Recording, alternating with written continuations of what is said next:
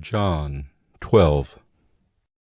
6 days before the Passover, Jesus therefore came to Bethany, where Lazarus was, whom Jesus had raised from the dead.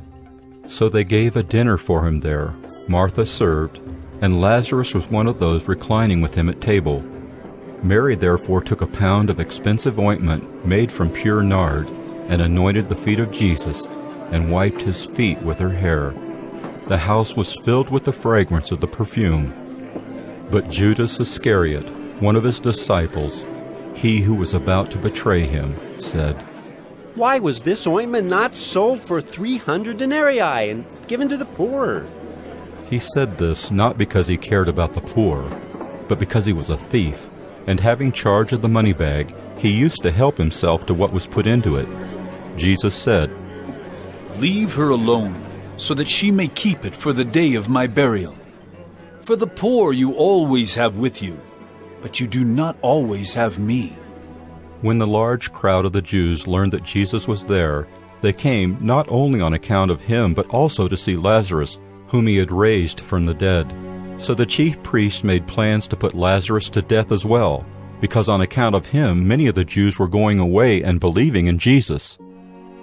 The next day the large crowd that had come to the feast heard that Jesus was coming to Jerusalem. So they took branches of palm trees and went out to meet him, crying out, "Hosanna! Blessed is he who comes in the name of the Lord, even the King of Israel!" And Jesus found a young donkey and sat on it, just as it is written, "Fear not, daughter of Zion. Behold, your king is coming, sitting on a donkey's colt." His disciples did not understand these things at first, but when Jesus was glorified, then they remembered that these things had been written about him and had been done to him. The crowd that had been with him when he called Lazarus out of the tomb and raised him from the dead continued to bear witness. The reason why the crowd went to meet him was that they heard he had done this sign. So the Pharisees said to one another, "You see that you are gaining nothing. Look, the world has gone after him." Now among those who went up to worship at the feast were some Greeks. So these came to Philip, who was from Bethsaida in Galilee, and asked him, "Sir, we wish to see Jesus." Philip went and told Andrew. Andrew and Philip went and told Jesus. And Jesus answered them, "The hour is come for the Son of Man to be glorified. Truly, truly I say to you, unless a grain of wheat falls into the earth and dies, it remains alone. But if it dies, it bears much fruit. Whoever loves his life loses it, and whoever hates his life in this world will keep it for eternal life. If anyone serves me, he must follow me, and where I am, there will my servant be also. If anyone serves me, the Father will honor him. Now is my soul troubled, and what shall I say? Father, save me from this hour?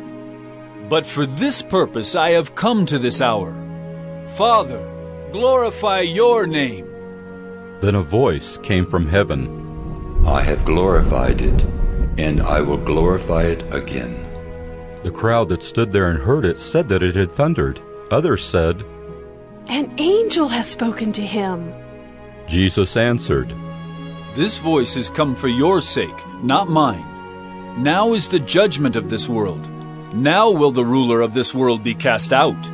And I, when I am lifted up from the earth, will draw all people to myself." He said this to show by what kind of death he was going to die.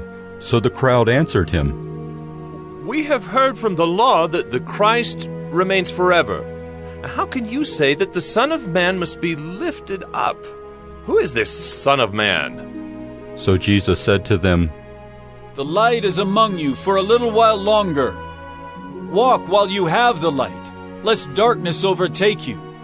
The one who walks in the darkness does not know where he is going. While you have the light, believe in the light, that you may become sons of light." When Jesus had said these things, he departed and hid himself from them. Though he had done so many signs before them, they still did not believe in him, so that the word spoken by the prophet Isaiah might be fulfilled. "Lord, Who has believed what he heard from us, and to whom has the arm of the Lord been revealed? Therefore they could not believe, for again Isaiah said, He has blinded their eyes and hardened their heart, lest they see with their eyes and understand with their heart, and turn, and I would heal them. Isaiah said these things because he saw his glory and spoke of him. Nevertheless, many even of the authorities believed in him, but for fear of the Pharisees they did not confess it, so that they would not be put out of the synagogue, for they loved the glory that comes from man more than the glory that comes from God.